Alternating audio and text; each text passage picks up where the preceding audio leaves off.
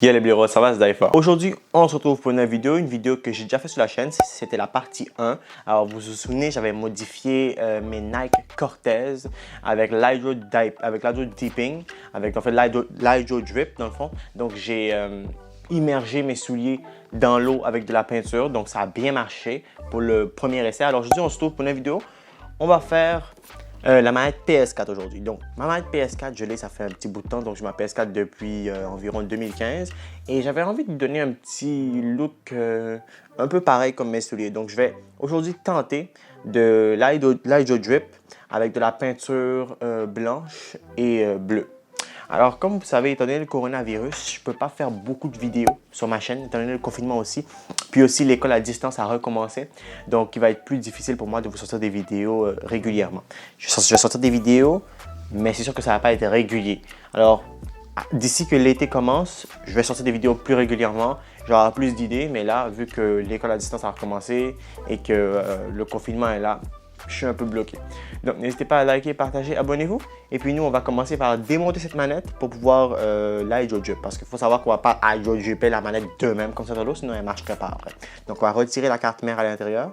On va retirer les joysticks, on va retirer les boutons. On va retirer les... j'ai oublié le nom de ça là. Les gâchettes. Puis, on va Hydro Drip juste la façade ici, comme ça.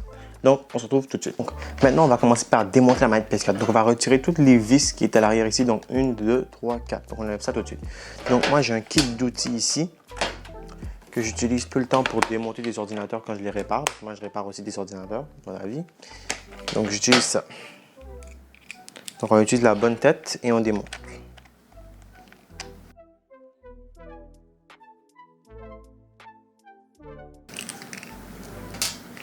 Donc, maintenant que j'ai enlevé les 4 vis sur le dos de la manette ici, on va venir prendre la manette, on va venir ouvrir ici. Ici, là, on vient ouvrir et on vient ouvrir. Là, maintenant, c'est un peu délicat ici. Voilà, vous voyez, des fois, ça fait ça. C'est ça que ça fait des fois. C'est pas grave si le joystick est tombé, c'est pas grave. Ici, on vient retirer ça ici. Voilà, et on vient enlever la batterie. Juste ici, voilà. Donc, la batterie est retirée. Faire attention à ne pas perdre ça ici. Là. Les petites affaires ici comme ça, là. Je sais pas si vous voyez bien la caméra. Mais en tout cas, il faut faire attention pour ne pas les perdre. Ça va avec le joystick. Donc ça ici, le dessous de la manette, on s'en fout. Et pour l'instant, on va jeter. La batterie aussi, pour l'instant, on met ça de côté. Maintenant, si on regarde juste ici, la partie noire ici, là, il y a une vis ici. On vient l'enlever. Là, ça va venir ramollir tout.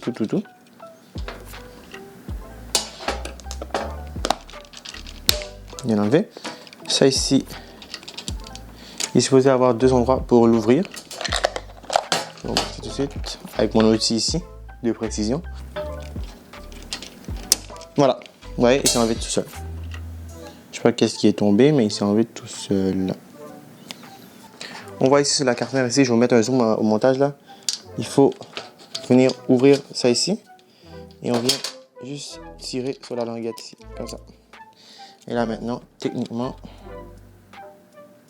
j'ai bien dit techniquement, on a accès à tout.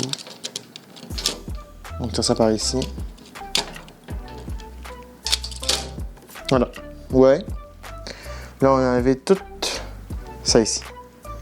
On peut en profiter aussi pour nettoyer aussi. Donc ça ici, on enlève ça. Ici la manette est presque nue. On enlève le trackpad. Voilà comme ça. On enlève ici le bouton PS. Juste ici, bouton PS, on enlève ça. On enlève maintenant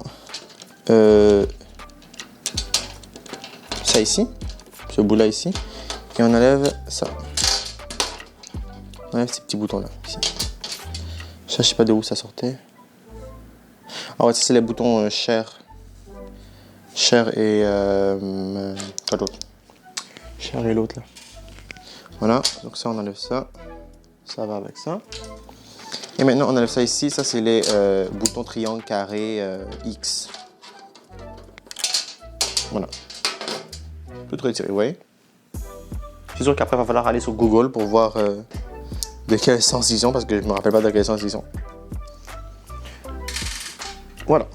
Et là, maintenant, on a la coque de la manette, vous voyez ici. La coque de la manette, toute nue, toute correcte. Donc ça, ici, on va commencer, on va s'en aller dehors, et on va commencer par la peinturer en blanche. Après ça, quand on a peinturé en blanc, on va venir la faire tremper dans du reflet bleu. Fait que là, tout va s'imprimer par-dessus. Fait que ça va être super beau. Donc c'est ça ici qu'on va peinturer seulement. Donc on se retrouve tout de suite dehors dès que j'ai fini. Donc là, je suis dans ma cour. Donc je m'apprête à peinturer ça ici, la carcasse de la manette, avec de la peinture blanche ici, comme ça. Donc je vais vous filmer ça. Vous allez voir comment je fais. Bon, ok. Donc là, vous allez peut-être pas m'entendre très fort parce que j'ai pas mis de micro, parce que là, je suis avec mon téléphone. Mais qu'est-ce qu'on va faire en fait? Je sais pas si vous me voyez. On va juste venir peinturer la manette en blanc. Donc je vais essayer de pas salir mes gants. Donc on va se mettre un peu à une bonne distance. On va venir vaporiser ça. L'air fait que ça pousse de l'autre bord, mais...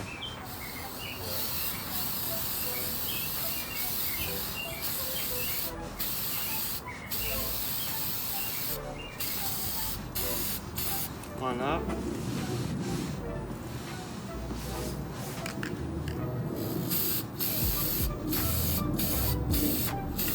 Voilà.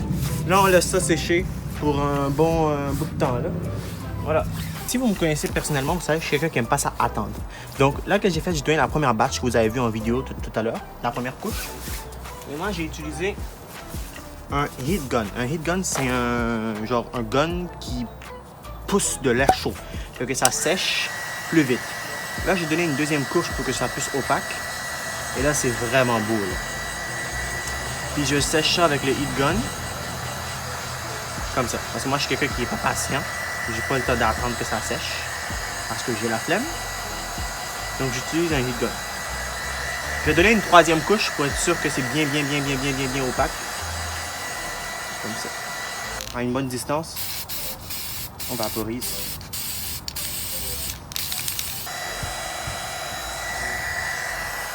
Voilà. Donc c'est comme ça. Donc je vais laisser ça sécher un peu. Après ça, on va passer à l'hydro drip. Donc on va submerger nos souliers. Notre manette dans l'eau. Donc on va commencer par remplir le bac d'eau. Donc ici dans l'eau, ouais, je vais laisser pour que ça devienne bleu. On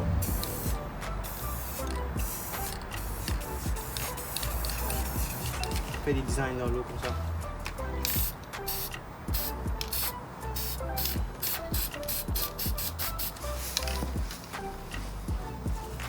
Non, on vient faire des mélanges comme ça dans l'eau.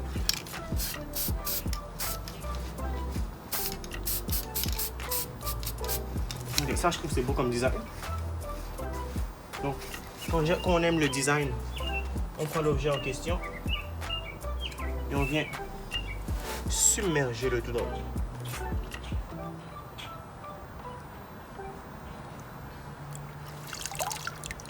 Ok, ouais, c'est vraiment beau.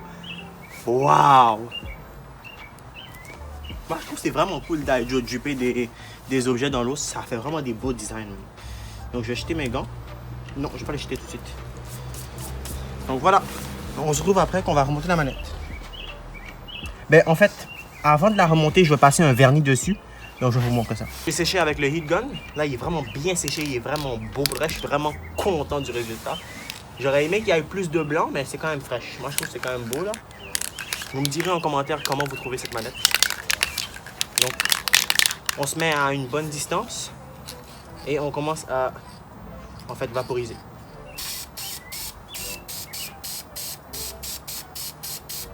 Waouh! La manette est vraiment belle, même. Je suis vraiment content du résultat. Le truc avec ça, c'est que personne d'autre aura cette manette à part moi. Tu comprends? C'est la manette édition moi-même. Il n'y a personne d'autre qui va avoir cette manette. Donc, on se retrouve à la fin quand j'aurai tout terminé au studio. Donc, ça, c'est la manette ici que j'ai peinturée. Je vais la remonter. Donc, je vais mettre ça en accéléré.